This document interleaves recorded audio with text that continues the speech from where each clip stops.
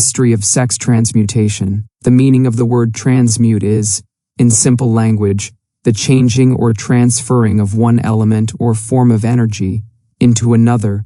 The emotion of sex brings into being a state of mind, the perpetuation of mankind, the maintenance of health, the transformation of mediocrity into genius through transmutation. Sex transmutation is simple and easily explained.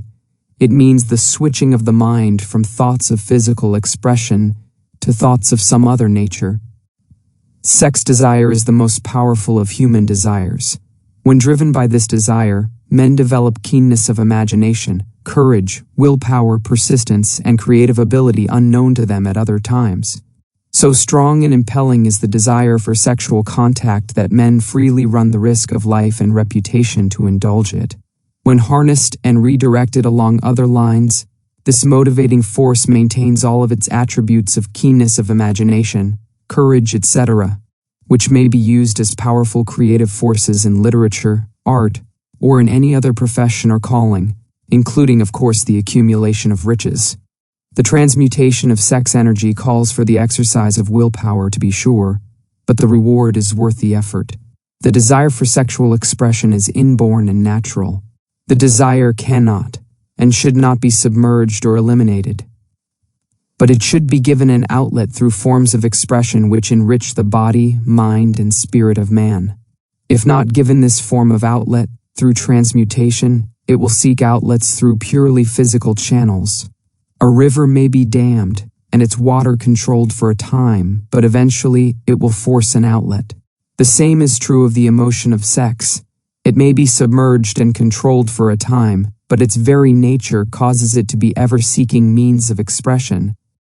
If it is not transmuted into some creative effort, it will find a less worthy outlet.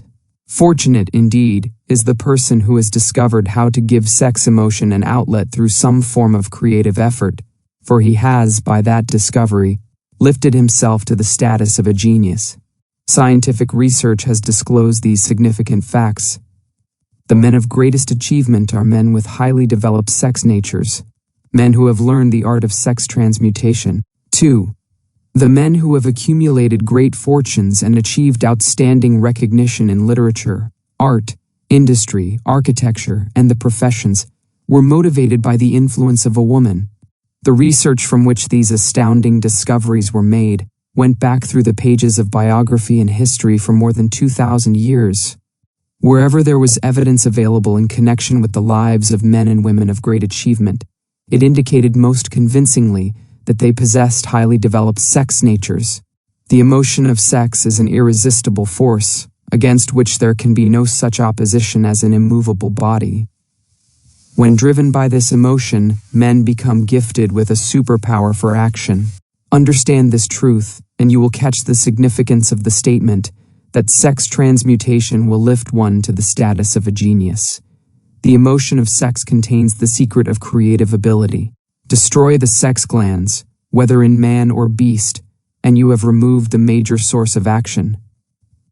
For proof of this, observe what happens to any animal after it has been castrated.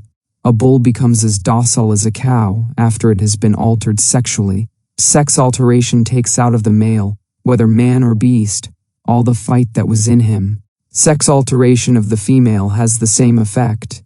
The 10 mind stimuli. The human mind responds to stimuli, through which it may be keyed up to high rates of vibration, known as enthusiasm, creative imagination, intense desire, etc.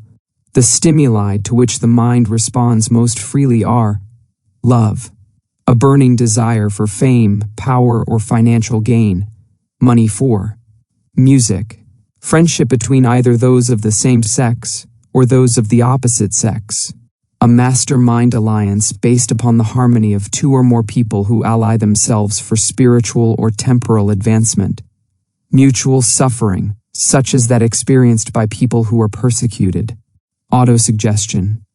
10. Narcotics and alcohol. The desire for sex expression comes at the head of the list of stimuli, which most effectively step up the vibrations of the mind and start the wheels of physical action. 8 of these stimuli are natural and constructive. 2 are destructive. The list is here presented for the purpose of enabling you to make a comparative study of the major sources of mind stimulation. From this study, it will be readily seen that the emotion of sex is, by great odds, the most intense and powerful of all mind stimuli. This comparison is necessary as a foundation for proof of the statement that transmutation of sex energy may lift one to the status of a genius. Let us find out what constitutes a genius. Some wiseacre has said that a genius is a man who wears long hair, eats queer food, lives alone, and serves as a target for the joke makers. A better definition of a genius is a man who has discovered how to increase the vibrations of thought to the point where he can freely communicate with sources of knowledge not available through the ordinary rate of vibration of thought. The person who thinks will want to ask some questions concerning this definition of genius. The first question will be, how may one communicate with sources of knowledge which are not available through the ordinary rate of vibration of thought? The next question will be, are there known sources of knowledge which are available only to genii? And if so, what are these sources, and exactly how may they be reached? We shall offer proof of the soundness of some of the more important statements made in this book, or at least we shall offer evidence through which you may secure your own proof through experimentation, and in doing so, we shall answer both of these questions. Genius is developed through the sixth sense. The reality of a sixth sense has been fairly well established. This sixth sense is mind creative imagination. The faculty of creative imagination is one which the majority of people never use during an entire lifetime, and if used at all, it usually happens by mere accident. A relatively small number of people use with deliberation and purpose aforethought the faculty of creative imagination. Those who use this faculty voluntarily, and with understanding of its functions, are genii. The faculty of creative imagination is the direct link between the finite mind of man and infinite intelligence. All so-called revelations, referred to in the realm of religion, and all discoveries of basic or new principles in the field of invention, take place through the faculty of creative imagination. When ideas or concepts flash into one's mind through what is popularly called a hunch, they come from one or more of the following sources. Infinite intelligence. One's subconscious mind, wherein is stored every sense impression and thought impulse whichever reached the brain through any of the 5 senses. From the mind of some other person who has just released the thought, or picture of the idea or concept, through conscious thought, or 4. From the other person's subconscious storehouse. There are no other known sources from which inspired ideas or hunches may be received. The creative imagination functions best when the mind is vibrating at an exceedingly high rate. That is, when the mind is functioning at a rate of vibration higher than that of ordinary, normal thought. When brain action has been stimulated, through one or more of the 10 mind stimulants, it has the effect of lifting the individual far above the horizon of ordinary thought, and permits him to envision distance, scope, and quality of thoughts not available on the lower plane, such as that occupied while one is engaged in the solution of the problems of business and professional routine. When lifted to this higher level of thought, through any form of mind stimulation, an individual occupies, relatively, the same position as one who has ascended in an airplane to a height from which he may see over and beyond the horizon line which limits his vision while on the ground. Moreover, while on this higher level of thought, the individual is not hampered or bound by any of the stimuli which circumscribe and limit his vision, while wrestling with the problems of gaining the 3 basic necessities of food, clothing, and shelter. He is in a world of thought in which the ordinary workaday thoughts have been as effectively removed as are the hills and valleys and other limitations of physical vision when he rises in an airplane. While on this exalted plane of thought, the creative faculty of the mind is given freedom for action. The way has been cleared for the 6th sense to function. It becomes receptive to ideas which could not reach the individual under any other circumstances. The 6th sense is the faculty which marks the difference between a genius and an ordinary individual.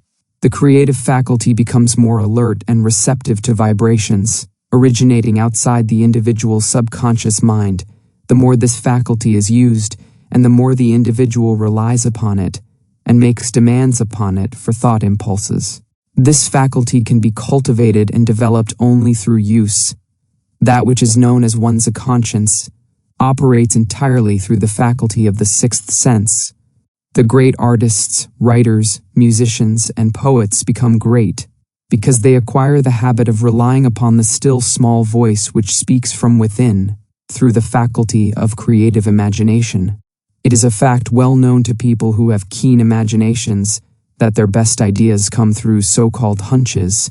There is a great orator who does not attain to greatness until he closes his eyes and begins to rely entirely upon the faculty of creative imagination. When asked why he closed his eyes just before the climaxes of his oratory, he replied, "I do it because then I speak through ideas which come to me from within." One of America's most successful and best-known financiers followed the habit of closing his eyes for 2 or 3 minutes before making a decision. When asked why he did this, he replied, "With my eyes closed, I am able to draw upon a source of superior intelligence."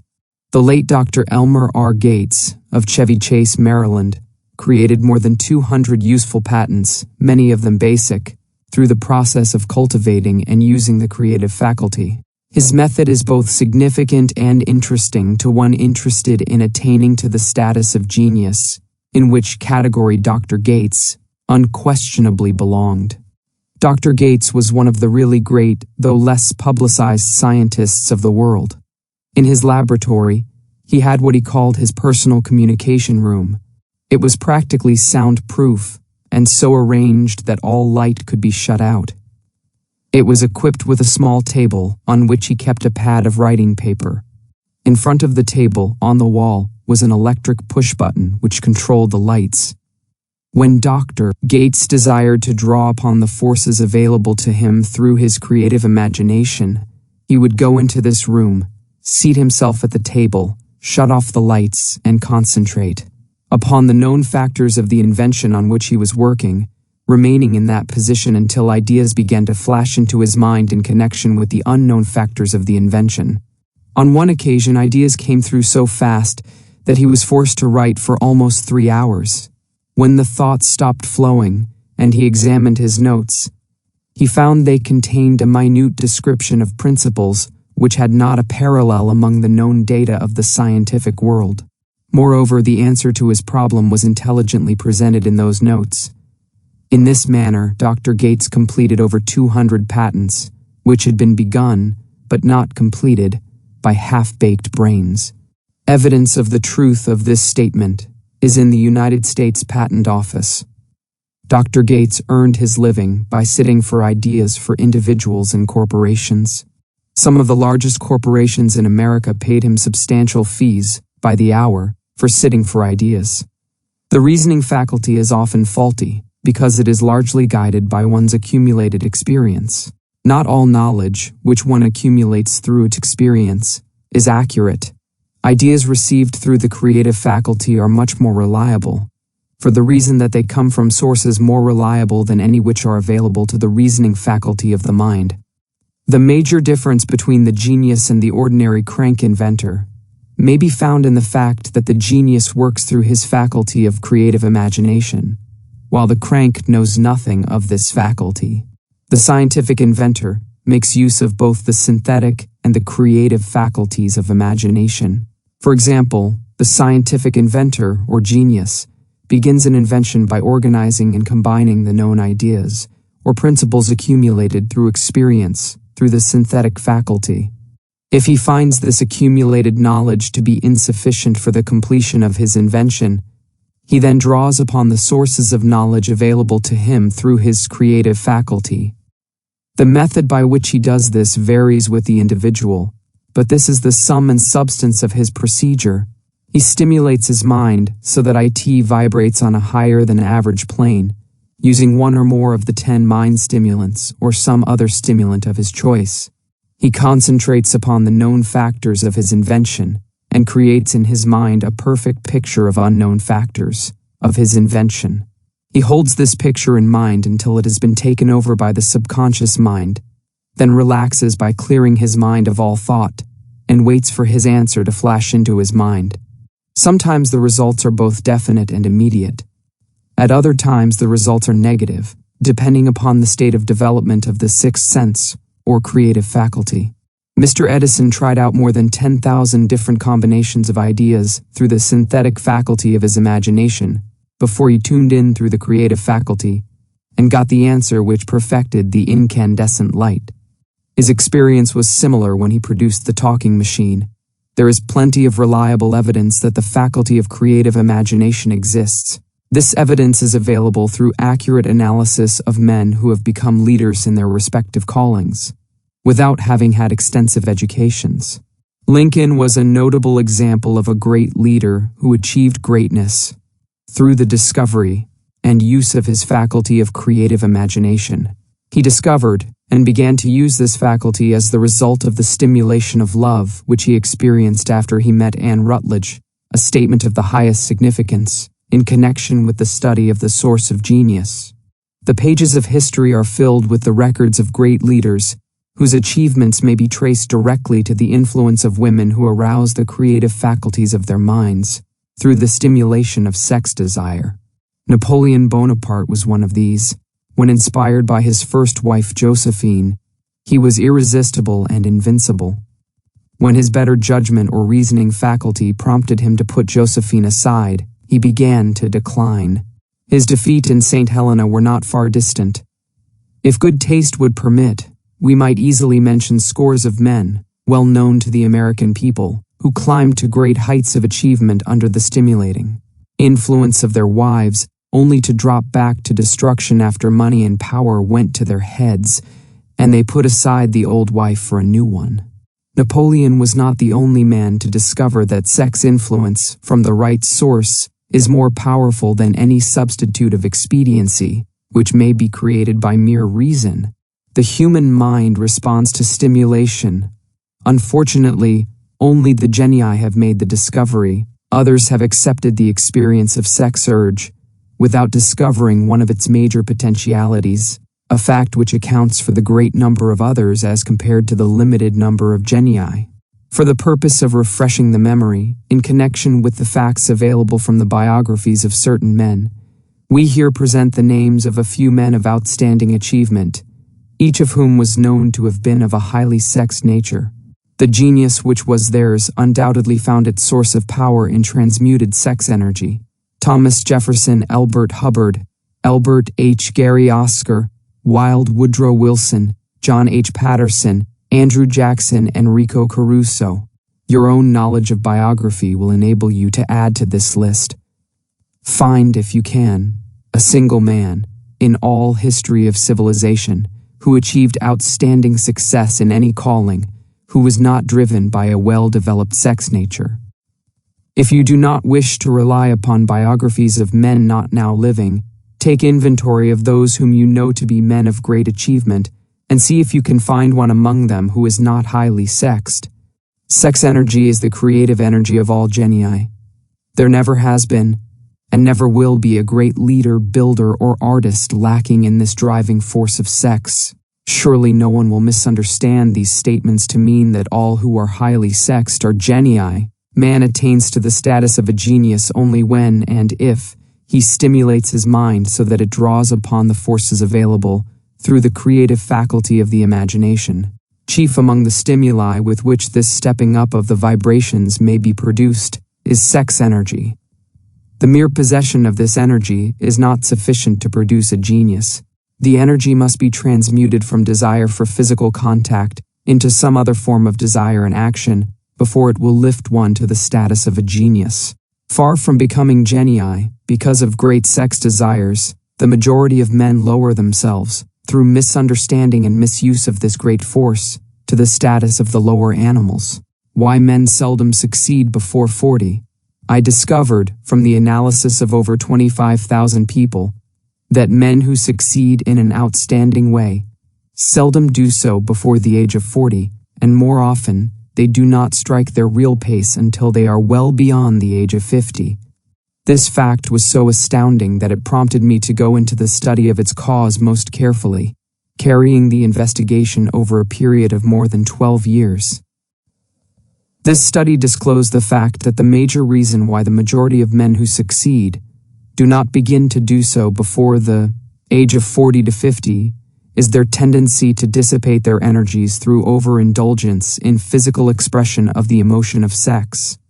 The majority of men never learn that the urge of sex has other possibilities, which far transcend in importance that of mere physical expression.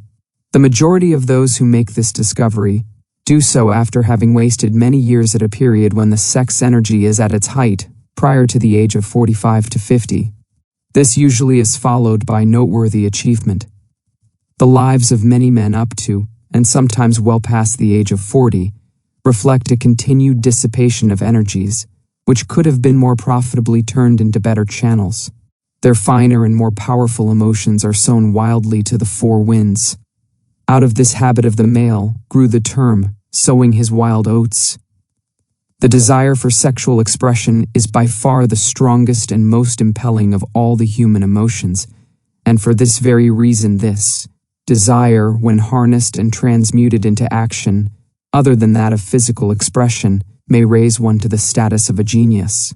One of America's most able businessmen frankly admitted that his attractive secretary was responsible for most of the plans he created.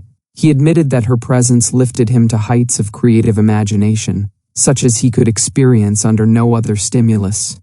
One of the most successful men in America owes most of his success to the influence of a very charming young woman, who has served as his source of inspiration for more than 12 years. Everyone knows the man to whom this reference is made, but not everyone knows the real source of his achievements.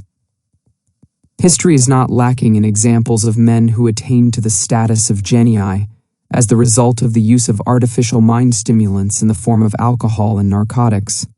Edgar Allan Poe wrote The Raven while under the influence of liquor, dreaming dreams that mortal never dared to dream before. James Whitcomb Riley did his best writing while under the influence of alcohol. Perhaps it was thus he saw the ordered intermingling of the real and the dream, the mill above the river, and the mist above the stream. Robert Burns wrote best when intoxicated, "For auld lang syne, my dear, we'll take a cup of kindness yet, for auld lang syne." But let it be remembered that many such men have destroyed themselves in the end. Nature has prepared her own potions with which men may safely stimulate their minds, so they vibrate on a plane that enables them to tune in to fine and rare thoughts, which come from no man knows where. No satisfactory substitute for nature's stimulants has ever been found. It is a fact well known to psychologists that there is a very close relationship between sex desires and spiritual urges, a fact which accounts for the peculiar behavior of people who participate in the orgies known as religious revivals, common among the primitive types. The world is ruled, and the destiny of civilization is established by the human emotions. People are influenced in their actions, not by reason so much as by feelings. The creative faculty of the mind is set into action entirely by emotions, and not by cold reason. The most powerful of all human emotions is that of sex. There are other mind stimulants, some of which have been listed, but no one of them, nor all of them combined, can equal the driving power of sex. A mind stimulant is any influence which will either temporarily or permanently increase the vibrations of thought. The 10 major stimulants described are those most commonly resorted to. Through these sources one may commune with infinite intelligence, or enter, at will, the storehouse of the subconscious mind, either one's own, or that of another person, a procedure which is all there is of genius. A teacher who has trained and directed the efforts of more than 30,000 salespeople made the astounding discovery that highly sexed men are the most efficient salesmen. The explanation is that the factor of personality known as personal magnetism is nothing more nor less than sex energy. Highly sexed people always have a plentiful supply of magnetism. Through cultivation and understanding, this vital force may be drawn upon and used to great advantage in the relationships between people. This energy may be communicated to others through the following media. The handshake. The touch of the hand indicates, instantly, the presence of magnetism, or the lack of it. The tone of voice. Magnetism, or sex energy, is the factor with which the voice may be colored or made musical and charming. 3. Posture and carriage of the body. Highly sexed people move briskly and with grace and ease. The vibrations of thought. Highly sexed people mix the emotion of sex with their thoughts, or may do so at will, and in that way may influence those around them. Body adornment. People who are highly sexed are usually very careful about their personal appearance. They usually select clothing of a style becoming to their personality, physique, complexion, etc. When employing salesmen, the more capable sales manager looks for the quality of personal magnetism as the first requirement of a salesman. People who lack sex energy will never become enthusiastic nor inspire others with enthusiasm, and enthusiasm is one of the most important requisites in salesmanship, no matter what one is selling. The public speaker, orator, preacher, lawyer, or salesman who is lacking in sex energy is a flop, as far as being able to influence others is concerned. Couple with this the fact that most people can be influenced only through an appeal to their emotions, and you will understand the importance of sex energy as a part of the salesman's native ability. Master salesmen attain the status of mastery in selling because they, either consciously or unconsciously, transmute the energy of sex into sales enthusiasm. In this statement may be found a very practical suggestion as to the actual meaning of sex transmutation. The salesman who knows how to take his mind off the subject of sex and direct it in sales effort with as much enthusiasm and determination as he would apply to its original purpose, has acquired the art of sex transmutation, whether he knows it or not. The majority of salesmen who transmute their sex energy do so without being in the least aware of what they are doing, or how they are doing it. Transmutation of sex energy calls for more willpower than the average person cares to use for this purpose. Those who find it difficult to summon willpower sufficient for transmutation may gradually acquire this ability. Though this requires willpower, the reward for the practice is more than worth the effort. The entire subject of sex is one with which the majority of people appear to be unpardonably ignorant. The urge of sex has been grossly misunderstood, slandered, and burlesqued by the ignorant and the evil-minded, for so long that the very word sex is seldom used in polite society. Men and women who are known to be blessed with highly sexed natures, are usually looked upon as being people who will bear watching. Instead of being called blessed, they are usually called cursed. Millions of people, even in this age of enlightenment, have inferiority complexes which they developed because of this false belief that a highly sexed nature is a curse. These statements of the virtue of sex energy should not be construed as justification for the libertine. The emotion of sex is a virtue only when used intelligently, and with discrimination. It may be misused, and often is, to such an extent that it debases, instead of enriches, both body and mind. The better use of this power is the burden of this chapter. It seemed quite significant to the author when he made the discovery that practically every great leader, whom he had the privilege of analyzing, was a man whose achievements were largely inspired by a woman. In many instances, the woman in the case was a modest, self-denying wife, of whom the public had heard but little or nothing. In a few instances, the source of inspiration has been traced to the other woman. Perhaps such cases may not be entirely unknown to you. Intemperance in sex habits is just as detrimental as intemperance in habits of drinking and eating. In this age in which we live, an age which began with the World War, intemperance in habits of sex is common. This orgy of indulgence may account for the shortage of great leaders. No man can avail himself of the forces of his creative imagination while dissipating them. Man is the only creature on earth which violates nature's purpose in this connection. Every other animal indulges its sex nature in moderation and with purpose which harmonizes with the laws of nature. Every other animal responds to the call of sex only in season. Man's inclination is to declare open season. Every intelligent person knows that stimulation in excess, through alcoholic drink and narcotics, is a form of intemperance which destroys the vital organs of the body, including the brain. Not every person knows, however, that overindulgence in sex expression may become a habit as destructive and as detrimental to creative effort as narcotics or liquor. A sex madman is not essentially different than a dope madman. Both have lost control over their faculties of reason and willpower. Sexual overindulgence may not only destroy reason and willpower, but it may also lead to either temporary or permanent insanity. Many cases of hypochondria grow out of habits developed in ignorance of the true function of sex. From these brief references to the subject, it may be readily seen that ignorance on the subject of sex transmutation forces stupendous penalties upon the ignorant on the one hand, and withholds from them equally stupendous benefits on the other.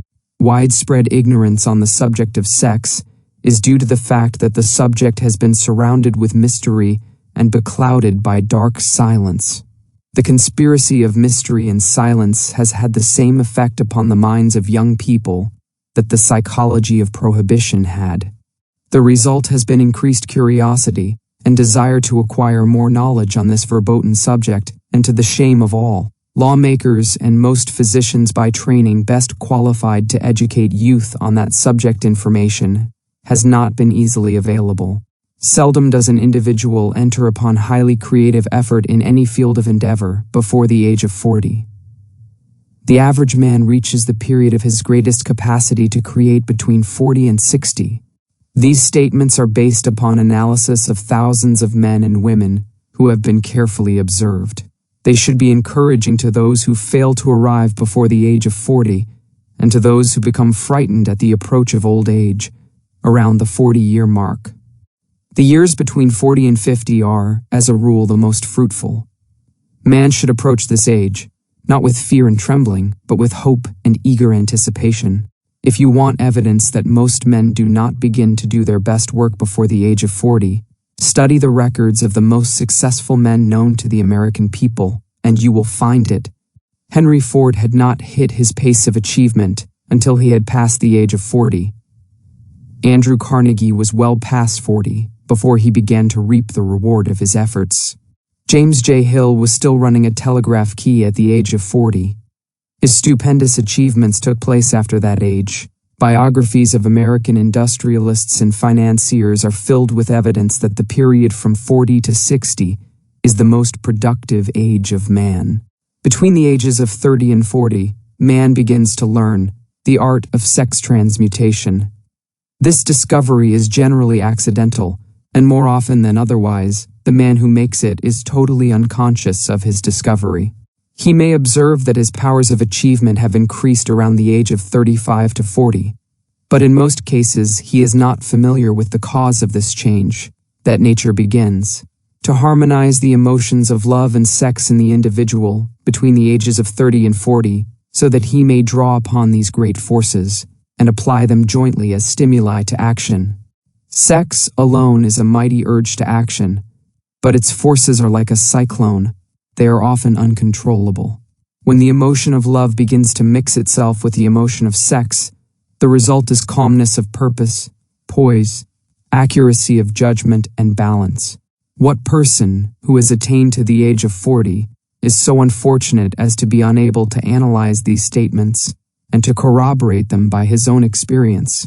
When driven by his desire to please a woman based solely upon the emotion of sex, a man may be, and usually is, capable of great achievement, but his actions may be disorganized, distorted, and totally destructive. When driven by his desire to please a woman, based upon the motive of sex alone, a man may steal, cheat, and even commit murder.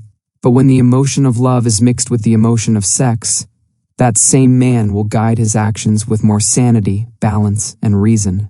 Criminologists have discovered that the most hardened criminals can be reformed through the influence of a woman's love. There is no record of a criminal having been reformed solely through the sex influence. These facts are well known, but their cause is not.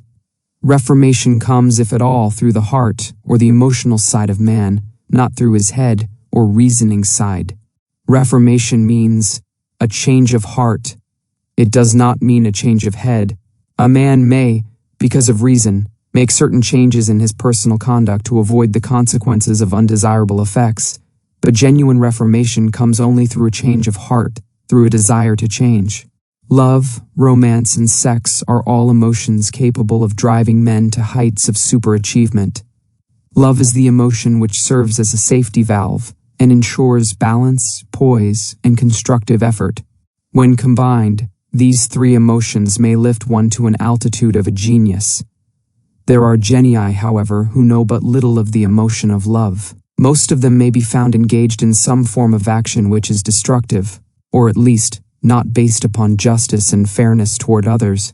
If good taste would permit, a dozen genii could be named in the field of industry and finance, who ride ruthlessly over the rights of their fellow men. They seem totally lacking in conscience. The reader can easily supply his own list of such men. The emotions are states of mind. Nature has provided man with a chemistry of the mind, which operates in a manner similar to the principles of chemistry of matter. It is a well-known fact that, through the aid of chemistry of matter, a chemist may create a deadly poison by mixing certain elements, none of which are, in themselves, harmful in the right proportions.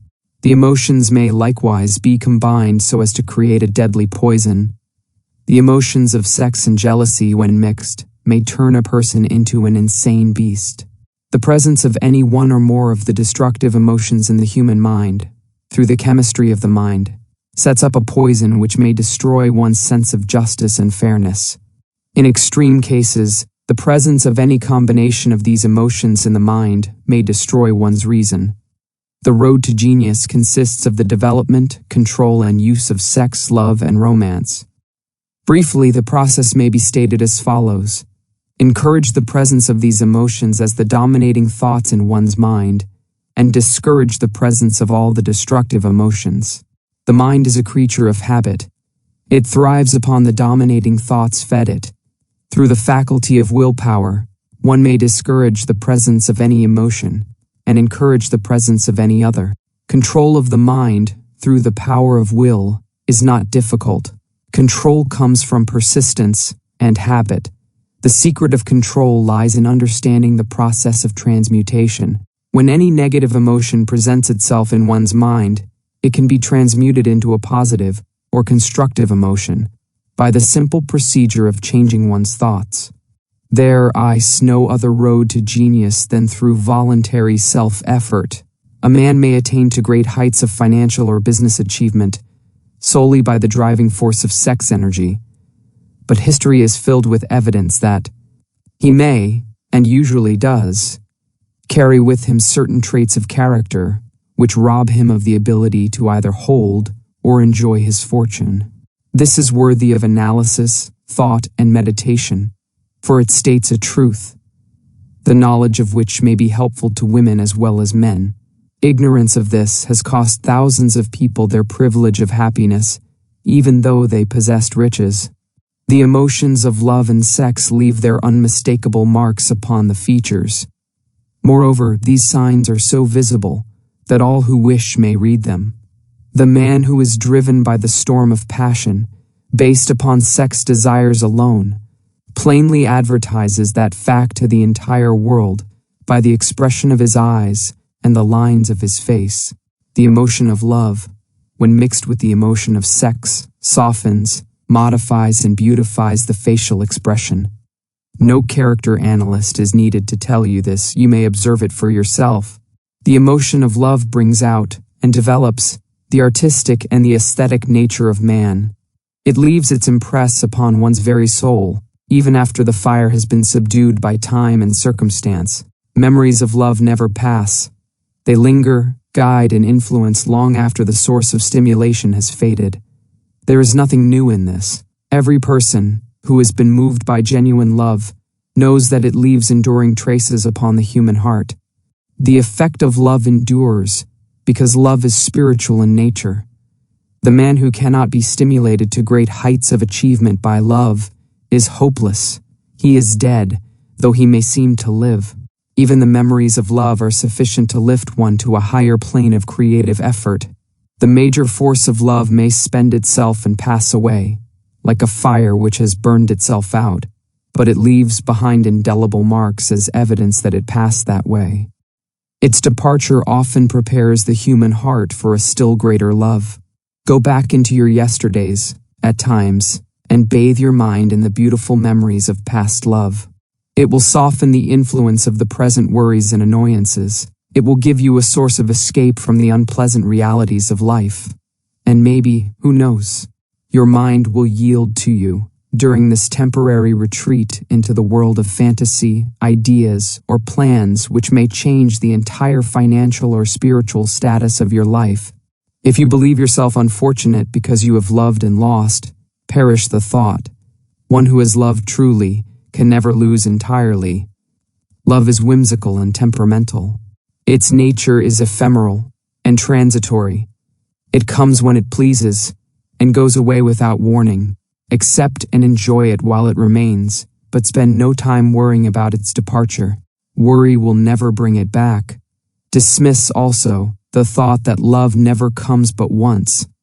Love may come and go, times without number, but there are no two love experiences which affect one in just the same way. There may be, and there usually is, one love experience which leaves a deeper imprint on the heart than all the others. But all love experiences are beneficial, except to the person who becomes resentful and cynical when love makes its departure. There should be no disappointment over love, and there would be none if people understood the difference between the emotions of love and sex.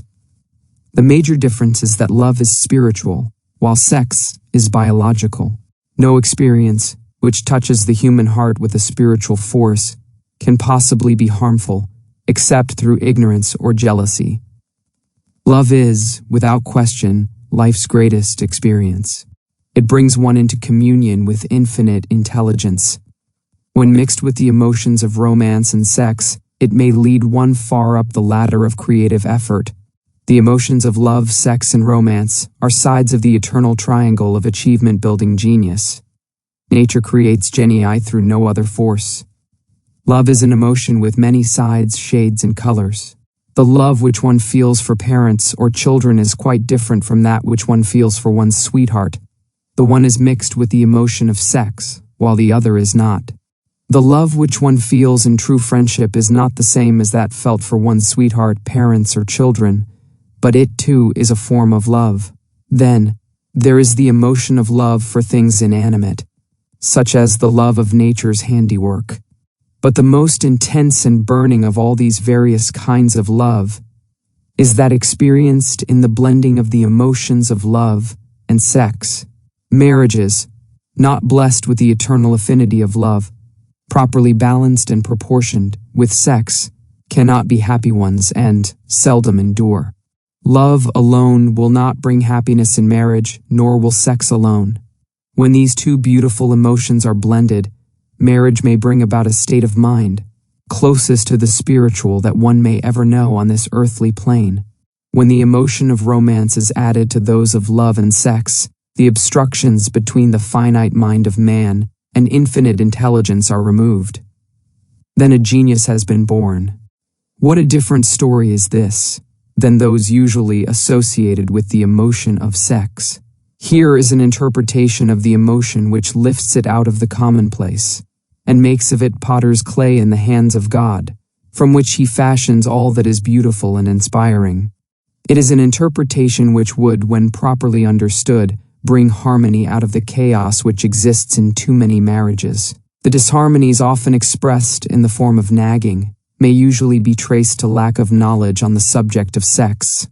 Where love, romance, and the proper understanding of the emotion and function of sex abide, there is no disharmony between married people. Fortunate is the husband whose wife understands the true relationship between the emotions of love, sex, and romance.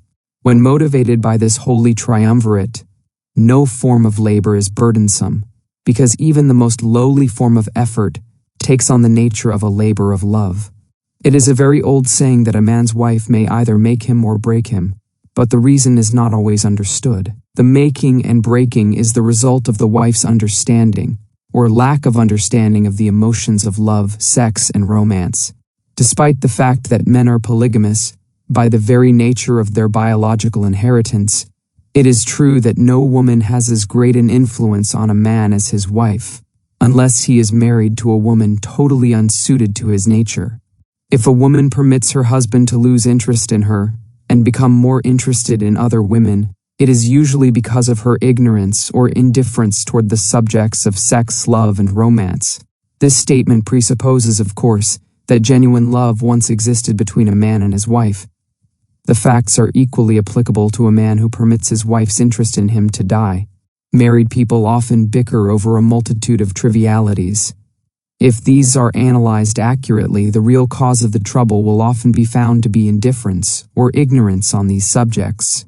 Man's greatest motivating force is his desire to please woman. The hunter who excelled during prehistoric days, before the dawn of civilization, did so because of his desire to appear great in the eyes of woman. Man's nature has not changed in this respect. The hunter of today brings home no skins of wild animals, but he indicates his desire for her favor by supplying fine clothes, motor cars, and wealth. Man has the same desire to please woman that he had before the dawn of civilization. The only thing that has changed is his method of pleasing. Men who accumulate large fortunes and attain to great heights of power and fame do so mainly to satisfy their desire to please women. Take women out of their lives, and great wealth would be useless to most men. It is this inherent desire of man to please woman which gives woman the power to make or break a man. The woman who understands man's nature and tactfully caters to it need have no fear of competition from other women. Men may be giants with indomitable willpower when dealing with other men, but they are easily managed by the women of their choice. Most men will not admit that they are easily influenced by the women they prefer, because it is in the nature of the male to want to be recognized as the stronger of the species. Moreover, the intelligent woman recognizes this manly trait and very wisely makes no issue of it. Some men know that they are being influenced by the women of their choice, their wives, sweethearts, mothers, or sisters, but they tactfully refrain from rebelling against the influence because they are intelligent enough to know that no man is happy or complete without the modifying influence of the right woman. The man who does not recognize this important truth deprives himself of the power which has done more to help men achieve success than all other forces combined. Thanks for watching. If you enjoyed this video, please like, subscribe, and click the bell so you won't miss future uploads. Leave a comment to share your thoughts, and if you'd like to support the channel, consider becoming a member. See you in the next one.